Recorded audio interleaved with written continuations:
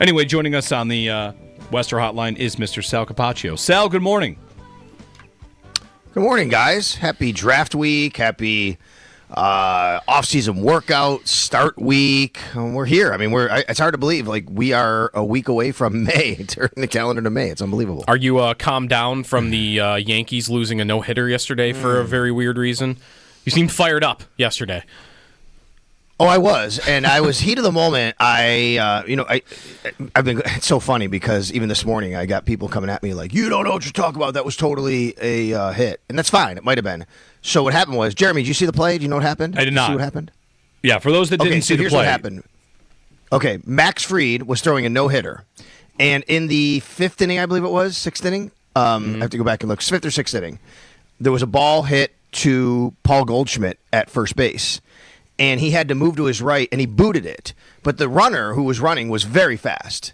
And Fried probably would not have beat him to the bag anyway, but he did boot the ball. It's very subjective. They call it an error. It could have been a hit in the moment, but they did call it an error. So for the next few innings, Fried still gives up no hits. They go to the eighth inning. They come in. They're like, Fried's got a no-hitter. He's going to the eighth inning. They come back from commercial break, and during the break, they went back 3 innings and scored that play a hit. a review from like 2 innings before, basically. Yes. Yeah. So they took away the no-hitter with 6 outs to go to get a no-hitter. Now, look, I will tell you, and I understand this. Like, I mean, yes, I was mad on Twitter yesterday, and I wrote it was an error, and I get it. It was subjective. Maybe it wasn't the heat of the moment to write that. But the point is, like, I get that scoring changes happen all the time in baseball. I understand that.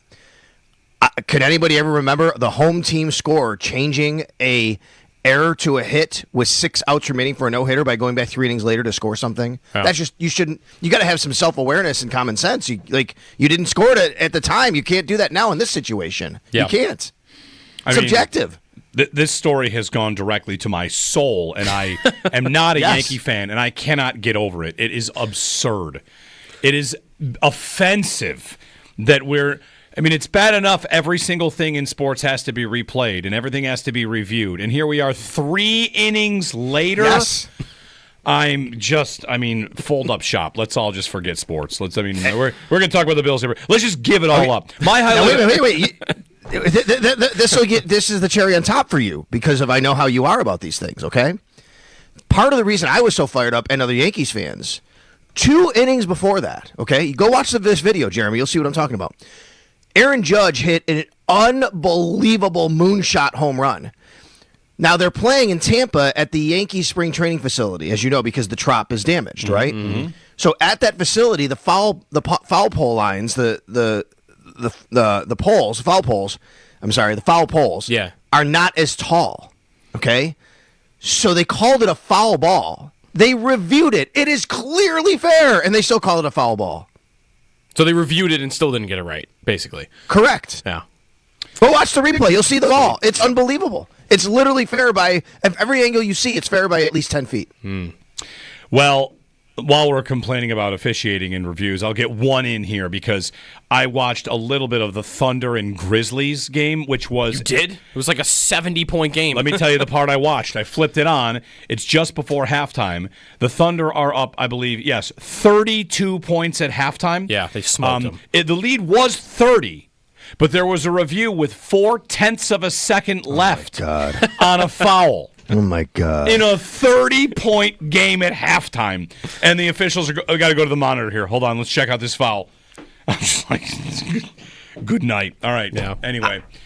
I heard a suggestion yesterday that somebody wrote that said, if you win by 50 in an NBA playoff game, this should be automatic series over. You don't get to play the other games. Love it. Absolutely.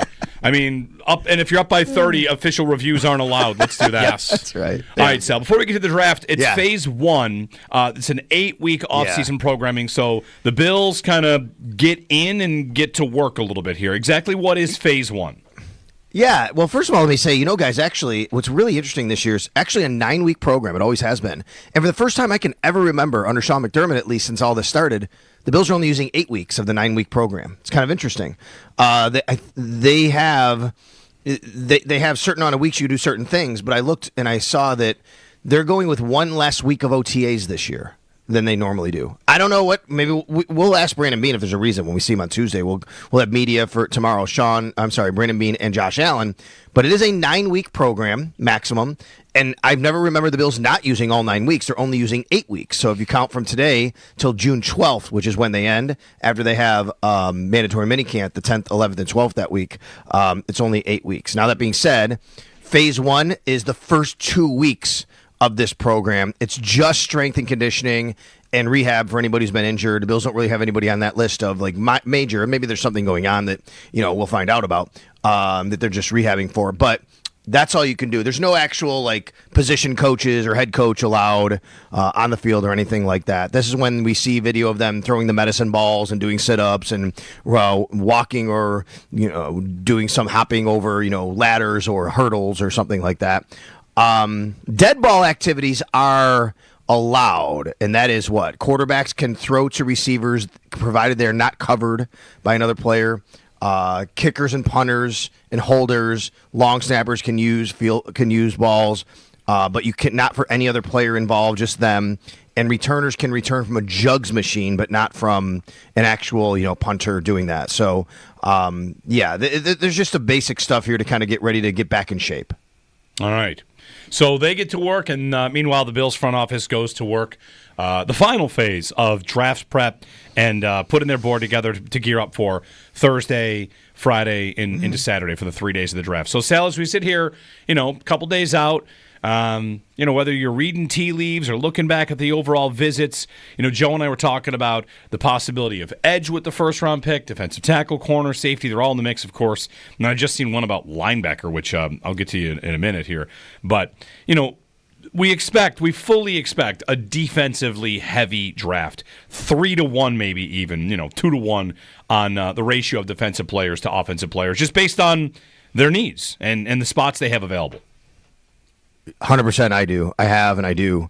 I have not wavered off this. I believe the Bills are going to spend most of their draft capital on defense. I expect specifically heavily to be investing draft capital early in the draft on defense. The first 3 picks, I think, will be all defense. It wouldn't stun me that they found a wide receiver late, second or third round because somebody's dropping that they really like. That could happen. I still would be surprised at this point. I think it's all defense. I think it's defensive line and corner, mostly probably defensive line heavy first. If you say 2-1, let's say. I guess you could throw a safety in there too, possibly, but I don't see it happening, with one of their first 2 picks, but it could happen, I guess, third round, but I think that's more of a day 3 thing.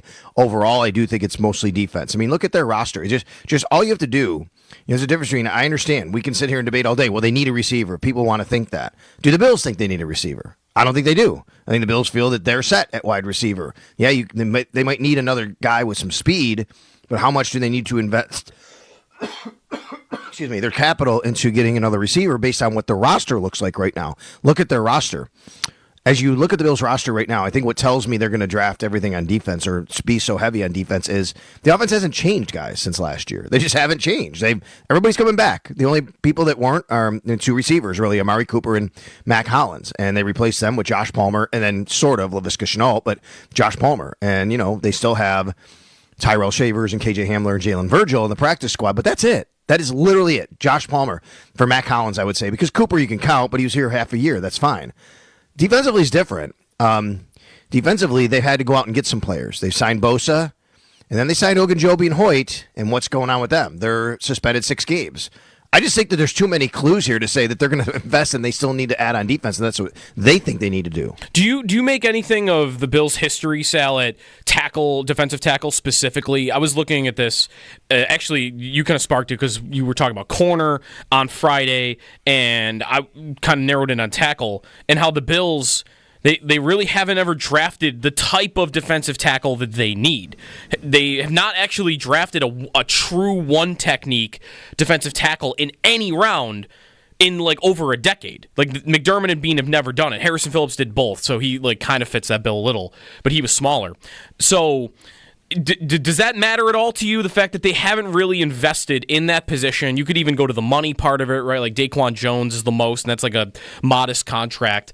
The fact that the Bills haven't really valued this that much to invest in it, that they're going to turn around and maybe use a first-round pick especially. Second round, day 3, of course, is on the table too, but specifically that position at 30. I don't, Joe. I don't think that it has anything to do with how they operate this year. I don't think that you could take those set of, circumstantial evidence, that set of circumstantial evidence, and say, do past results say anything about what they're going to do in the future? And I'd say a couple of reasons why. Number one, they've still used assets to gain those players. It's just been through free agency. So they have addressed it. It's just been a different manner. Maybe they felt that they just didn't have those particular players on the board to draft at that time.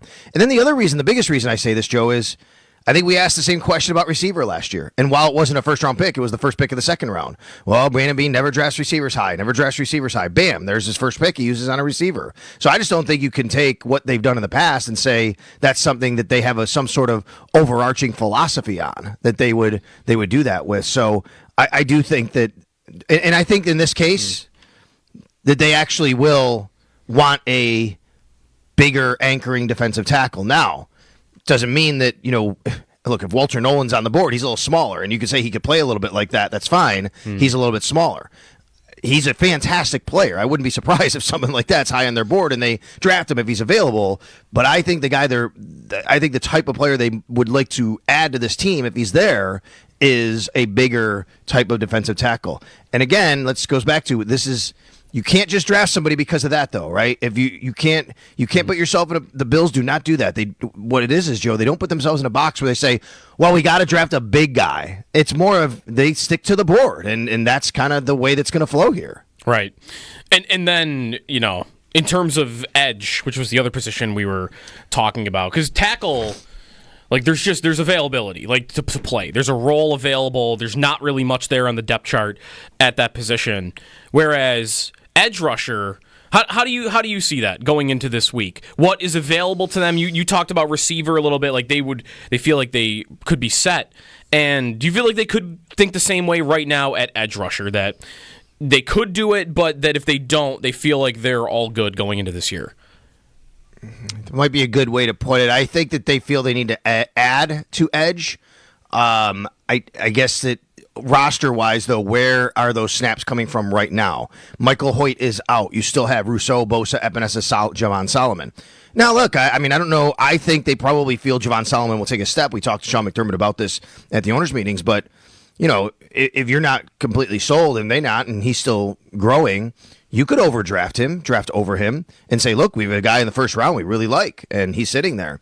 So I think that would depend on if there's a certain player that really is there. I don't think they would hesitate, Joe. I think they would do it. They would pull the trigger if they felt that there was a guy there they could add to this team to really help out on the edge.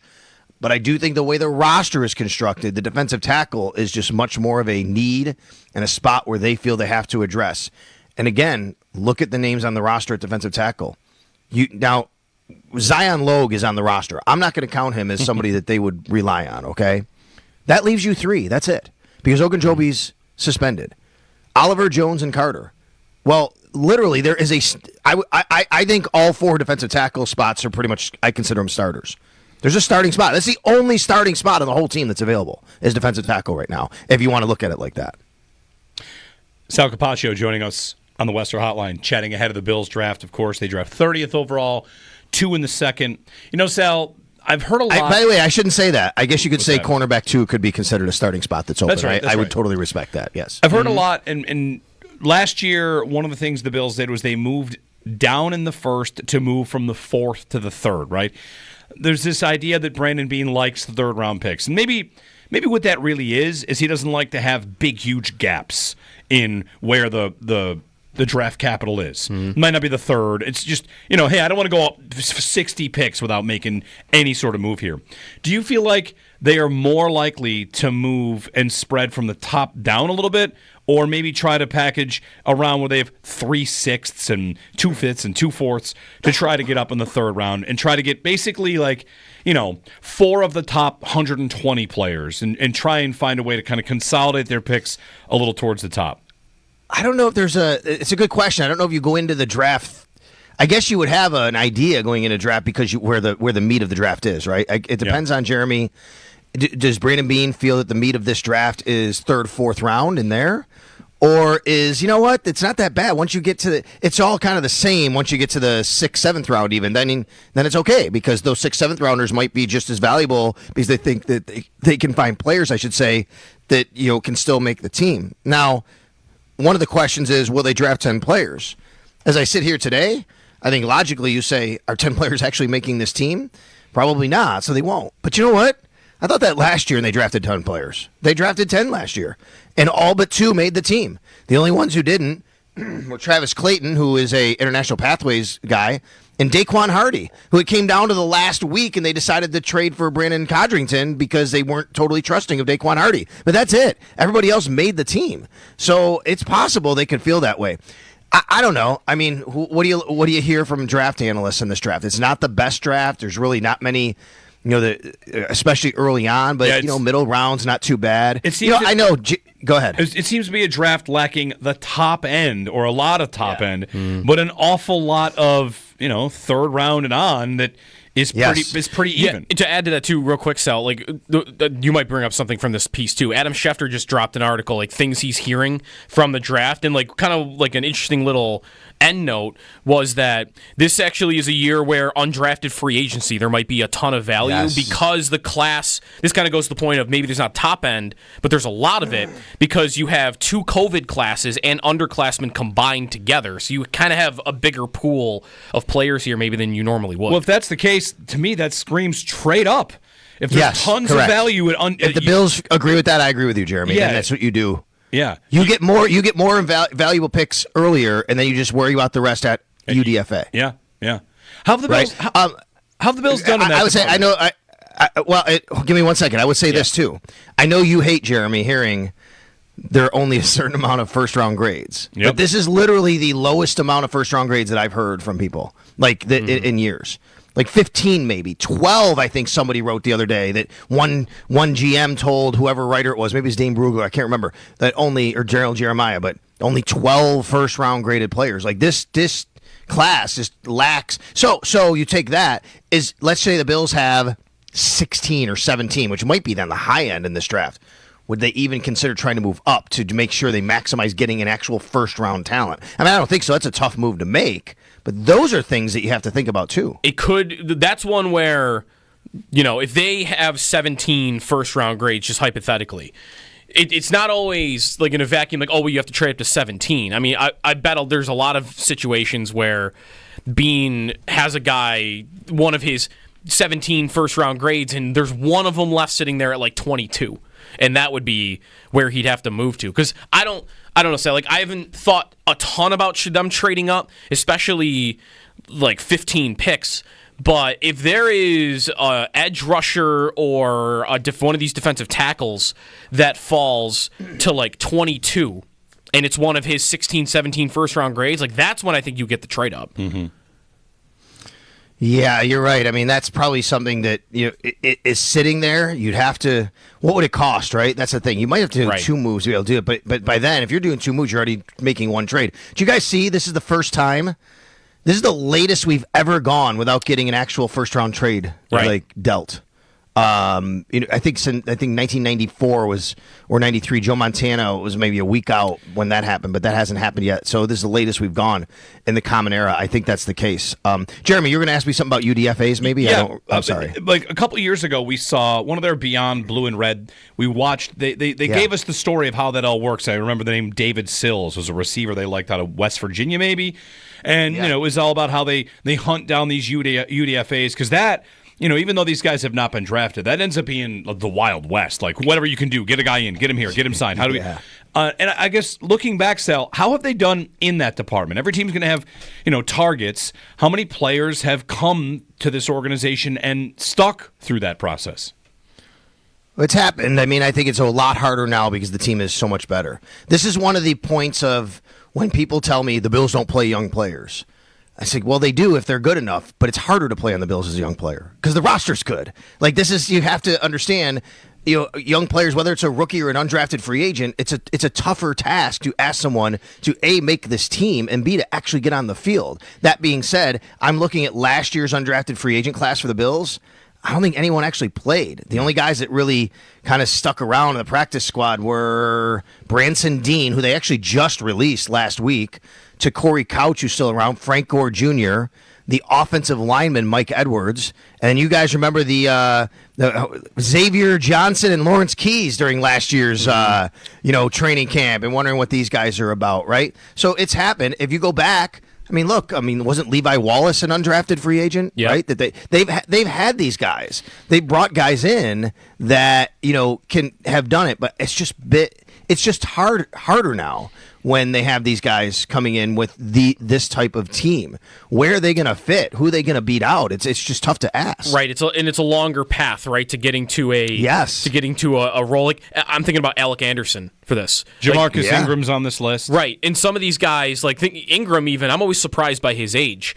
I'm thinking of Anderson specifically, though. Anderson's been here since 2022. And he's just now, he's still not even technically a starter, but 2022, he works through it for a couple of years working in this organization, and it's not till 2024 where he's even making any sort of impact. Maybe that's a good position, though, to look at, Sal. Like, their offensive line depth. Is Ryan Vandemark this too, or did he come from somewhere else? Like, their offensive line depth has been built kind of from, late picks and these undrafted guys. So Ryan Vandemark was an undrafted free agent. I believe he believes an undrafted free agent, but he was by the Colts. Okay. The Bills actually snagged him from their practice squad. Okay. Or claimed him when he was waived, but he was a Colts guy who the Bills picked up after he went through a year with the Colts, essentially. So it's interesting for him as well. I'm looking over the year before that. Actually, here's one. Tyrell Shavers, undrafted free agent. Think about his path and how tough it's been, even though we've seen flashes from him, right? Richard Garage, the guy they like. He was an undrafted free agent a couple of years ago out of Florida. But even these guys who, boy, they might be able to stick. We'll see. Joe Andreessen was an undrafted free agent. Joe Andreessen tried out for the team. He wasn't even a priority guy. Yeah. Cam Lewis, of course, is the one that sticks out to you. But let's remember, it's hard to believe. Cam Lewis has been in the league like 7 years now. You know? He's 6-7 years. He's one of those earlier guys that had a path a little bit, the roster wasn't quite set, and he showed himself enough, and they started to develop him. Jamarcus Ingram the same way. Jamarcus Ingram was a few years ago, and let's remember, that's another great point to make, guys. I've said this all the time. The Bills have what teams covet. The Bills have in their organization what teams around the league covet. And, people can say it's been too long with McDermott, been too long with Bean. That's fine. You can have that opinion, but I'll say this. Having McDermott and Bean together for 8 years now has allowed them to say, we're going to bring in a guy, and he's going to sit here for a couple years, and then when we need him, he's going to be able to play. That's Jamarcus Ingram. That's Alec Anderson. Sal Capaccio on the Western Hotline. All right, Sal, media tomorrow for the Bills before we wrap?